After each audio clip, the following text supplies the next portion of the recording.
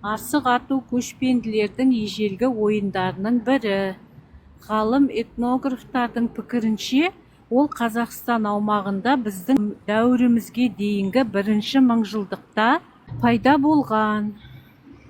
Асық ірі қара малдың ұршық сүйегі, сәттіліктің, сенімділіктің және ашық жолдың ұлттық символы.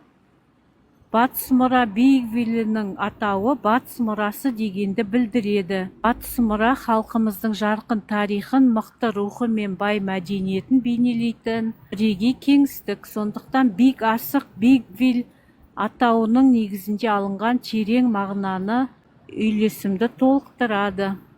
Биг Асық біздің қымбатты және қоныс иелерінің амандығы мен өркендеуінің белгісі болу керек.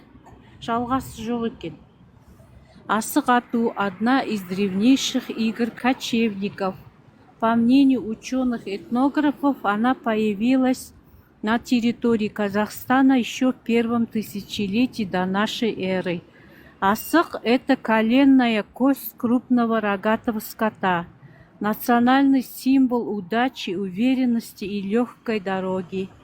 Бигвилл Батыс мұра в переводе означает «наследие Запада».